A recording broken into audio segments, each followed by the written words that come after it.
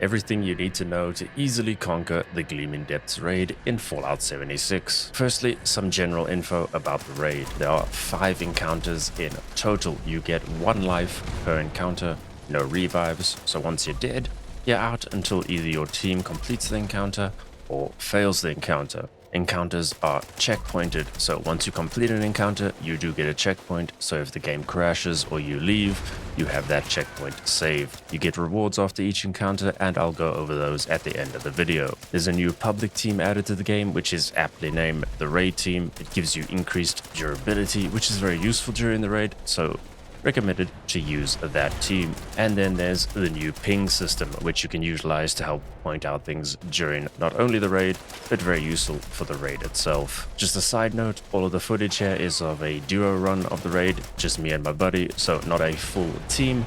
The more players you have, the easier and quicker it'll be for you to get the raid completed.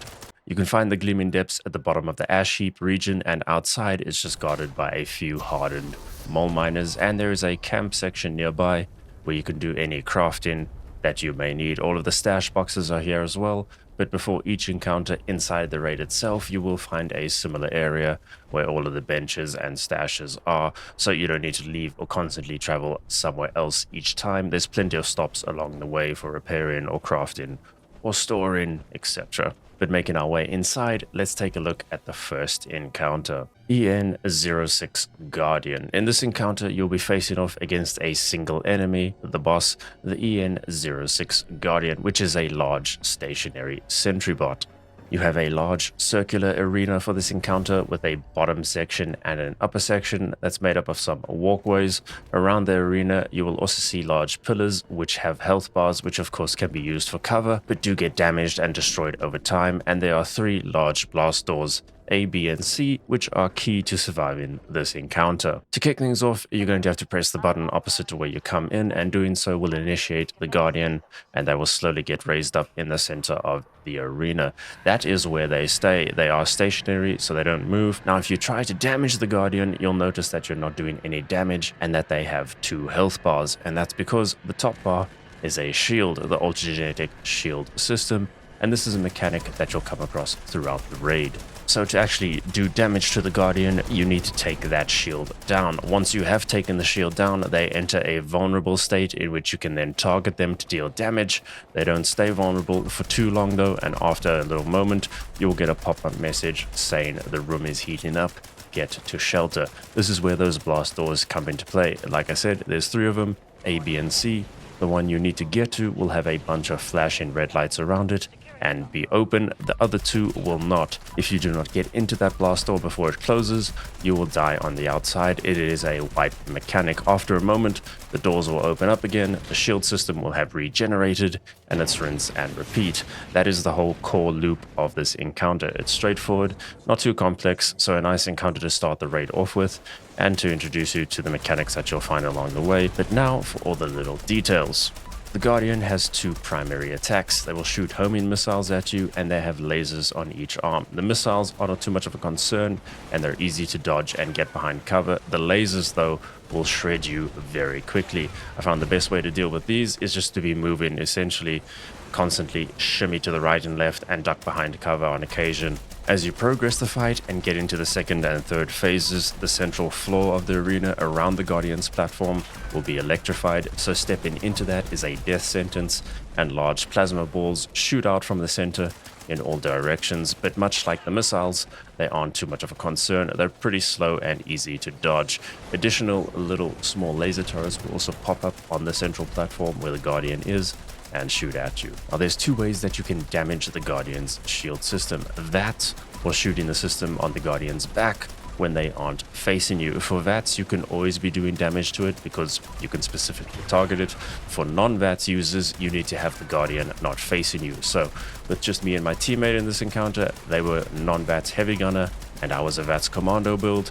I would try to keep the Guardian's attention, which allowed my teammate to shoot the system in the back, which means you also want to split up and be on opposite sides to each other. So for a full team, an ideal split would be something like teams of 2 opposite each other with 1 VATS and 1 non-VATS user on each team. That way, no matter who the Guardian is facing and targeting, the VATS users will always be doing damage, and there will be always one non-VATS user providing damage as well. But if there's no VATS users, then you'll just have to wait for your moment to do damage. It's not that VATS is required.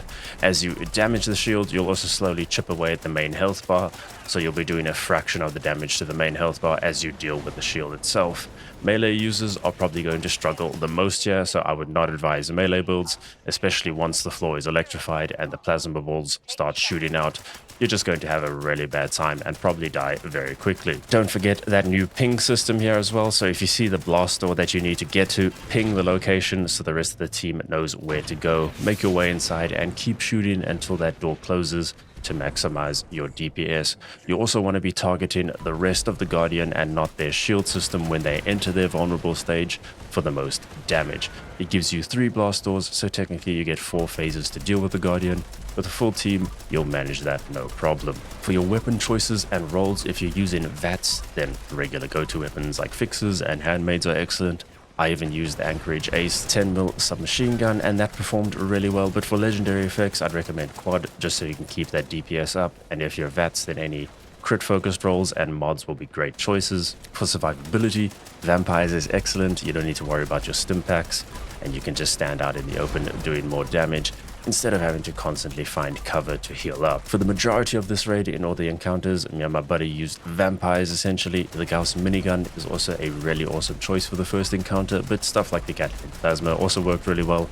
It's pretty open as to what you can use, but from all my runs, the Fixer / Gauss mini combo performed the best for us here. I'd also recommend power armor here just to get yourself the maximum protection you can. A full Overeater set will help you out massively, but non-power armor builds with a vamp weapon will be also fine, but you'll just need to be way more careful because your health bar can disappear rather quickly from those lasers, particularly if you are a bloodied build because, you know, you don't have too much health there. So then Vampires is more of a necessity than just recommended. And with the Guardian defeated, that is the first encounter done and out the way. You'll get your first reward screen and you can make your way through the blast doors to your first crafting area before the second encounter. The drill. The second encounter in the raid is very different to the first, but introduces the next big mechanic that you'll find constantly throughout the raid. For this encounter, you need to protect and scavenge. There is no boss to battle here. This area is split into 2 sections basically. The first is the drill room and the immediate rooms around it, and the second area is the tunnel systems of the fuel storage areas. You need to do 2 things here. Protect the drill from the attacking mole miners and fuel the drill by finding fuel in the tunnel system. Sounds simple, right? Not exactly. The drill itself is fairly easy to defend. Even with just 1 person here, you can manage that. The main enemies to deal with before they get to the drill are the mole rat landminers. They do the most damage to the drill, so focus those whenever you hear them. The mole miners themselves, for the most part, are more interested in you than the drill, especially if you stand slightly away from the drill and not right on top of it. The mole miners have 3 phases: irritated, angry, and enraged. After a certain amount of time, they change from irritated to angry, and then angry to enraged. So the longer the encounter goes on, the worse they get. When they are enraged, a second person defending is a good choice, just because they become way tankier and hit way harder, especially against the drill itself. If the drill's health bar is depleted, you fail the encounter. Now next to the drill is where you need to drop the fuel off, and the fuel that you're looking for is the large red jerry cans. You can only carry 1 at a time, so run into the tunnels, pick up the fuel can, and bring it back. However, inside those tunnels, you will be introduced to the ultra-genetic mole miner stalker. Well, stalkers, because there's more than one, and they cannot be killed, and they one-shot you. Well, one smack you. 1 hit, and you're dead. So you're going to want to be extremely cautious of them, and be aware of your surroundings at all times. This is what makes this encounter difficult, especially if you don't have a full team, because you can't abandon the drill. There's no way to heal the drill. So if the runners die, it's pretty much wipe and go again. For a full raid team, I'd suggest 3 runners immediately in the tunnels, with 1 defending, and then once the mole miners get enraged, 2 in the tunnels and 2 defending. But just take things slow, and you'll get things done. As long as the players defending the drill are handling the landminers, you'll have plenty time. Do your best to avoid stalkers in the tunnel systems, jump over them, go around, leave the easier fuel cans that are right at the beginning of the tunnels for last because they're safer and easier to pick up. Head deep inside first and work your way back out. That way the most annoying and awkward pickups get done first. Since they one-shot you in the tunnels, prioritize speed if you're going to be running. So whatever build you're quickest on, go for that. Your damage is irrelevant here. Essentially, you want to be fast and have good AP regen, and a jetpack will also be pretty useful as well to get you out and over some of the situations that you'll find yourself in the tunnels. For the defenders, I had great success with the auto axe here. I was just too good at running straight into the stalkers in the tunnels, so I was the defender. But melee users, you'll be fine in this encounter. That's heavy gunners. It doesn't matter whatever you're good with and does good damage you can defend with. It's more about focusing the right enemies. Once the drill is fully fueled, the encounter ends, and that's it for encounter 2. What you can also do is just kick off the encounter and run around the tunnel systems just to get yourself more familiar with the layout of them. My buddy has drawn a map of the system, which I'll put up now, so you can screenshot that and improve it if you want, but that should help get you going. So shout out to Zach for that map, but follow the drill's path down to the next crafting area and get ready for encounter 3. Enclave Squad Epsilon. For the third encounter, you'll have a bit more to deal with. The boss here, well, bosses are 3 Enclave soldiers, Bloodhound, Lynx, and Vulture. They have shields which need to be disabled to be able to damage them, so similar to the Guardian from the first encounter, and there are 3 shield generators around the arena that you have to destroy to disable their shields. A and C are on the ground level, and B is up the stairs directly at the back. What makes this difficult is that once you have destroyed the shield generators, repair bots are spawned and they go to the generators to start repairing them, and they repair them pretty quickly. The moment one generator goes back up, all of their shields are back up and you can't do any damage. Pair this with the most annoying soldier being Lynx, who has a cryo AGL that freezes you and drains your AP exceptionally well. You can see where things get complicated. You'll know a shield generator is up and running by the color of the lights outside the rooms. So if B is up and running, then the lights outside will be glowing white. You want them all red, which means they are disabled. Because it was only just me and my buddy here, managing the generators was a bit more complicated. Essentially, he stayed by one generator and I stayed at the other, and we just damaged whoever came to either of us. The repair bots seemed to focus 2 generators to repair. They left the third alone every time we ran it, so for a duo, it is possible. With a full team, it'll of course be much easier. Since Lynx is the most annoying and problematic, you want to try and focus them first, although chances are Bloodhound will probably be the first one that you defeat, just because they're a melee user with a cauterizer, which is essentially a lightsaber chainsaw, and Vulture is the Gauss rifle user, so not too annoying. Lynx is your biggest problem. Their health bars aren't massive, and as long as the shields are down, you can destroy them pretty quickly. I found the Flamer really good here, but plenty of weapons will work. Vampires, again, doing really awesome. Auto melee weapons did destroy their health bars, but with Lynx draining your AP, it can make them completely useless a lot of the time, so that's why we swapped to heavy gunner builds instead. But overall, the encounter is pretty simple. Dedicate someone to destroying the repair bots, or even 2 people, and then the other 2 players can focus the 3 soldiers. Just keep an eye on the generators and focus Lynx first if you can, and you'll get through the encounter pretty smoothly. But once you're done, head on down to the next crafting area and get ready for encounter 4. Ultragenetic Horde Encounter. For the 4th encounter, you're going to be battling a horde of immune enemies, which sounds terrible, but actually is pretty straightforward and easy to manage. There is a horde of enemies, as I mentioned, ranging all the way from mole rats to deathclaws, and there is one ultragenetic mole miner stalker, which is still able to one-smack you, but you have a way to fight back this time. Around the entire arena are ultracite crystals. These are the things that you destroy, which in turn cause an explosion, which can damage the immune enemies, and thus deplete the overall health bar of the encounter. Once all of the enemies and the stalker themselves are dead, you complete the encounter. So what you want to do here is try your best to group up as many enemies as you can together before popping a crystal, just to maximize the damage you get from each crystal's explosion, because there are only a limited amount of them. There are a couple of large crystals as well, one right in the center, and then one hanging on each side. I'd suggest saving those for the larger, more dangerous enemies, like the Deathclaws and Gulpers and the Stalker themselves. But anytime you have a group around a crystal, destroy the crystal to get the damage. That's essentially it for this encounter. Much like the drill encounter, being fast and having good AP regen is great here. A jetpack is super useful, and poison resist is recommended because the crystals do leave behind poison clouds on the ground, and that can destroy your health bar if you're just chilling in that for too long with no resistance. So Union Power Armor is great, Funky Duds, all very good here.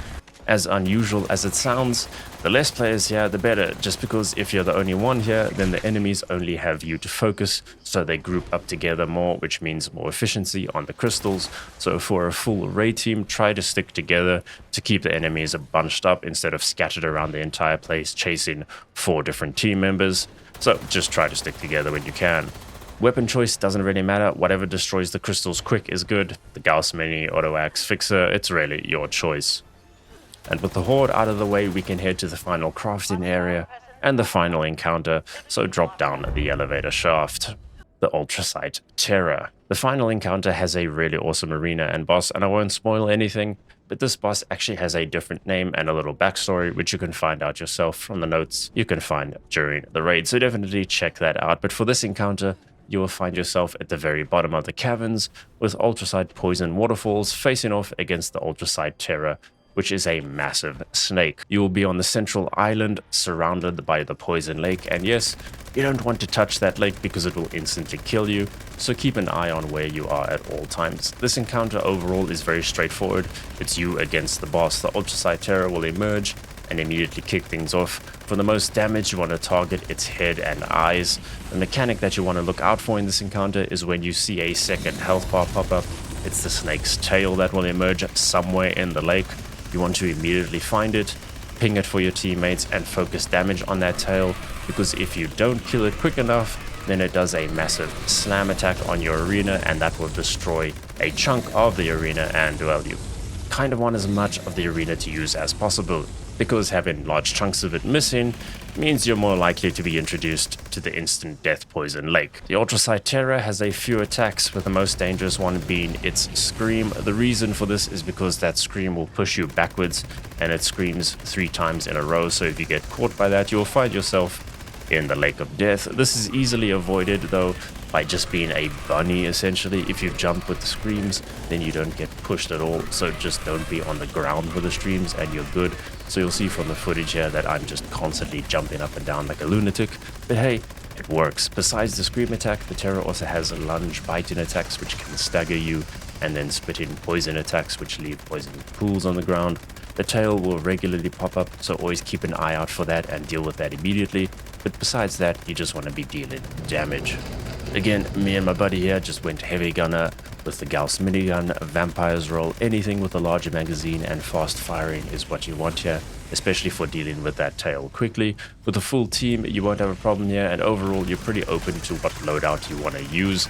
This, however, is another encounter where melee users will struggle, since the Ultrasight Terror is at a slight distance and surrounded by the Lake of Death, so unless you want to master some jetpack shenanigans, use ranged. Poison resist again is essential, and once you get the Ultrasight Terror down to its final bit of health, then they will start drawing in a large amount of air for the mother of all screams. Focus damage here to end the Terror's existence. Just be aware that the tail can appear during this part as well, but I'd suggest rather focusing damage on the Terror itself. You can also sometimes get a stagger on the boss and they'll fall down onto the arena, which gives you a really nice damage window. But besides that, there's not much else to this encounter. Defeat the Terror and you'll have completed the Gleaming Depths Raid. You'll get your final reward screen and immediately get kicked out very unceremoniously. Now, speaking of rewards, there are a bunch of them. There is a new power armor set, the Vulcan set, which comes with 2 set bonuses. The first is AP regen and the second is fusion core duration. So very nice bonuses there. It's non-tradable, so can't drop it or craft it for others.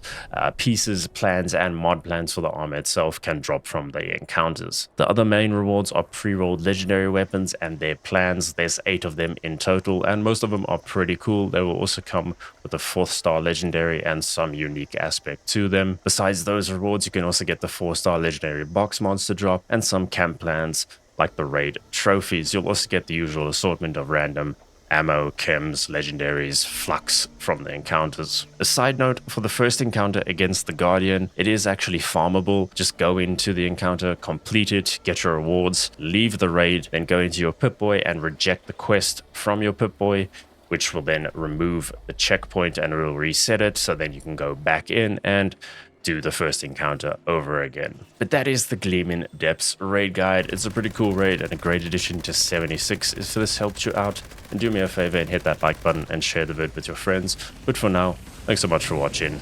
and I'll see you in the next one.